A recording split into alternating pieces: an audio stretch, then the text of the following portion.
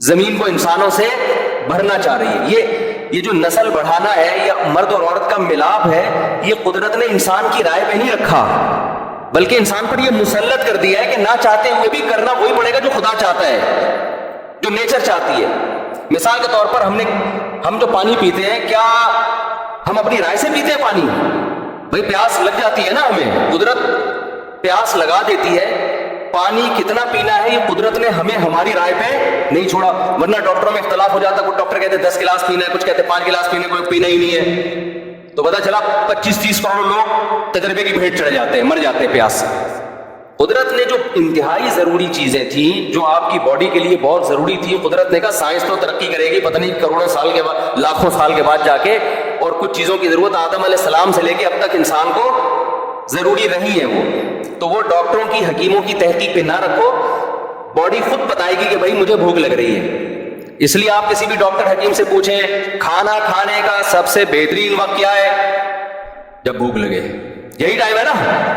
سارے ڈاکٹر حکیم کہتے ہیں بغیر بھوک کے جو کھانا کھایا جا رہا ہے اس سے موٹاپا آ رہا ہے, بربادی آ رہی ہے, بھوک لگے تو کھاؤ. یہی کہتے ہیں کہ نہیں کہتے؟ اس کا مطلب ڈاکٹر جو بات کہہ رہا ہے آپ کا معدہ بھی وہی بات کہہ رہا ہے, وہ آپ کو ڈاکٹر سے پہلے بتا دے گا. بلکہ ڈاکٹر کو بھی جب بھوک لگتی ہے نا تو تحقیق سے پہلے کھانا کھاتا ہے, پھر کہتا ہے کہ آپ بتاؤ کھانا صحت کے لیے ضروری ہے یا نہیں ہے. یہ فطرت مسلط کر دیتی ہے, جو چیزیں آپ کے لیے ضروری ہیں ان کو مسلط کر دیتی ہے تاکہ آپ ان میں کسی سے مشورہ نہ لیں. آپ کی باڈی کی نیڈ بن جاتی ہے وہ.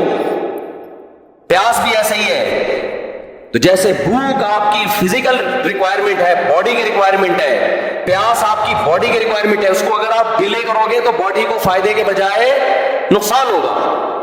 اب مثال کے طور پر آپ کو پیاس لگ رہی ہے, ماہرین آئے, فیملی پلاننگ والے آئے, وہ کہیں کہ ایکچولی جتنی پیاس لوگوں کو لگ رہی ہے اگر اتنا پانی پی لیا جائے تو دنیا میں پانی کے ذخائر کم ہو جائیں گے.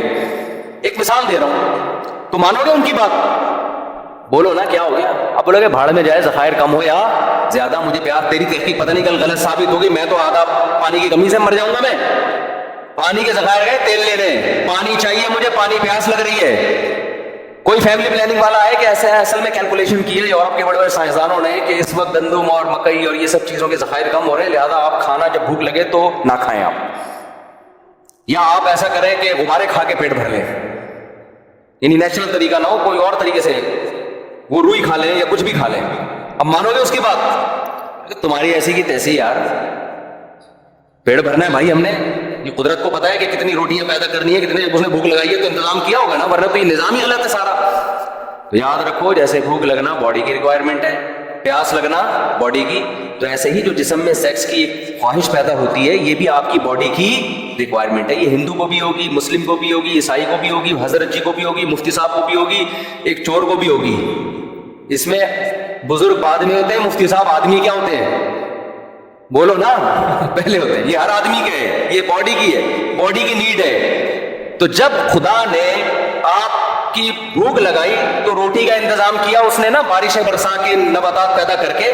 تو مرد کو جب اللہ نے شہوت کی بھوک لگائی تو اس کے لیے عورت کا انتظام اللہ نے کیا. عورت کو جب شہوت کی بھوک لگی تو اس کے لیے مرد کا انتظام خدا نے کیا. اب یہ دونوں کا ملاپ ہوگا اور اس کے نتیجے میں آٹومیٹیکلی بچے پیدا ہوں گے.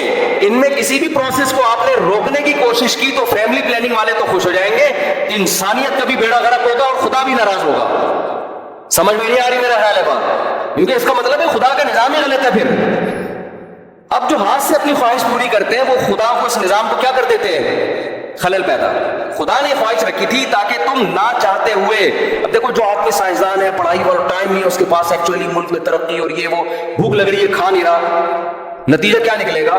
وہ مجبور ہو کے کھائے گا, یار کھا کے پیٹ بھرو تاکہ میں پڑھائی میں زیادہ توجہ لگاؤں. یہی کرے گا نا وہ. اگر اس کی رائے پہ رکھ دیتے تو وہ کہتا کہ 6 مہینے بعد اکٹھے ایک ٹیکا لگا دوں گا تاکہ میری جو کمی ہوئی ہے نا پوری ہو جائے. یہی کرے گا نا وہ, کھائے گا وہ کہے گا نہیں یار یہ کھانا ضروری ہے. کیوں بھائی؟ تاکہ میرا دماغ ادھر لگے پڑھائی میں, یہ خواہش میری پوری ہو.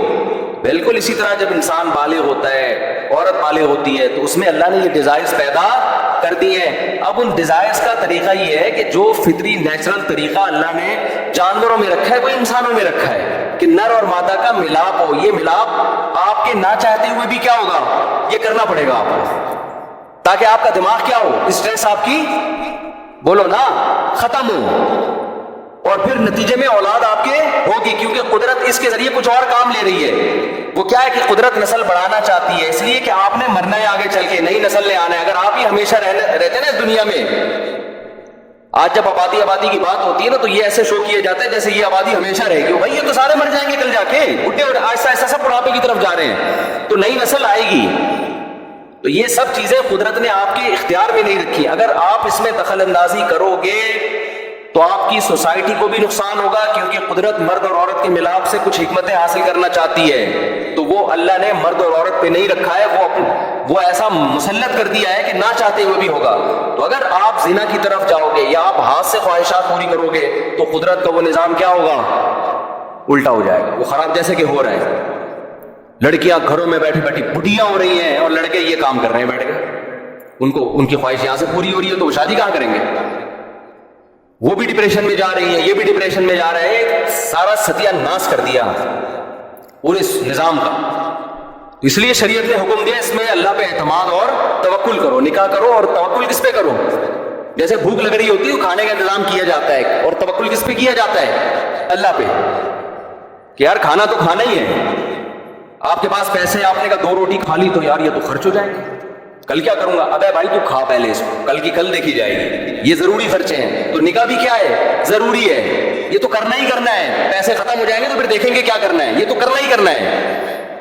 سمجھ میں نہیں آ رہی تو رہنے تو جیسے چل لو، ٹھیک ہے پھر صحیح ہے۔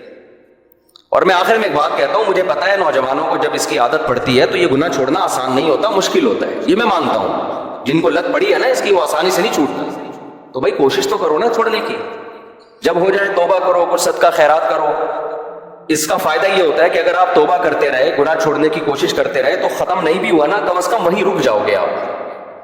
اگر توبہ نہیں کی، چھوڑنے کی کوشش نہیں کی، تو جو یہ کام کرتے ہیں اگلا اسٹیپ ان کا اس سے آگے ہوتا ہے، پھر یہاں رکتے نہیں ہیں۔ وہ سمجھ رہے ہو، ڈاکٹروں کی خوش فہمی ہے کہ لڑکوں کو اس کام پہ لگا دیا اور وہ سمجھے کہ یہی ہوگا، ایسا نہیں ہوتا ڈاکٹر صاحب، جب وہ یہ کرے گا تو اگلا اسٹیپ اس سے بولو نا آگے کا ہوگا، کیونکہ خواہشات پوری کرنے کی جب غلط طریقے سے عادت پڑتی ہے پھر انسان نئی لذتوں کی طرف جاتا ہے کہ اور کچھ کرو اور کچھ کرو۔ تو یہ جو یورپ جس انتہا پہ پہنچا ہوا ہے نا کہ لڑکوں سے بدفعلی، وہاں تو سب کچھ عام تھا، تو ان کو تو ضرورت ہی نہیں تھی لڑکوں سے بدفعلی کی، تو یہ اسی وجہ سے تو پہنچا ہے کہ ان کے ڈاکٹروں نے پروموٹ کیا ان چیزوں کو۔ تو اس لیے ڈاکٹر کی بات ضرور سنا کریں، ہم کوئی ڈاکٹر نہیں ہے، ڈاکٹروں کی باتیں ڈاکٹروں سے ہی پوچھی جائیں گی۔ جب معین اختر نے سے پوچھا تھا کہ ماموں کیا کرتے ہیں تو انہوں نے کہا ماموں کی باتیں کس سے پوچھی جائیں گی؟ ماموں سے۔ تو اسی طرح ڈاکٹروں کی باتیں ڈاکٹروں سے ہی، لیکن کچھ چیزیں 2 اور 2 4 کی طرح واضح ہوتی ہیں۔ ہاں کچھ چیزیں واضح نہیں ہیں، وہ تو ڈاکٹر ہی بتائیں گے فارمی مرغی کھانی چاہیے کہ نہیں کھانی چاہیے، دیسی مرغی کھانی چاہیے، دیسی انڈا کھائے، فارمی انڈا کھائے۔ اب اس میں بڑی مختلف قسم کی آ رہا ہے، ہم نے تو بولنا ہی چھوڑ دیا اس پہ، بھائی ہمیں نہیں پتا ڈاکٹر، کیونکہ ڈاکٹروں میں اتنا اختلاف ہے۔ ہم نے کہ فارمی مرغی کے خلاف 15 سال پہلے بیان کر دیا، ہم تو یہی سن رہے تھے ادھر ادھر، پھر ایک بڑے محقق آئے تو انہوں نے کہا نہیں بھائی ایسا کچھ بھی نہیں ہے، تو ہم نے کہا کرو ہی نہیں بیان، یہ ہمارا کام نہیں ہے، یہ ڈاکٹر کا کام۔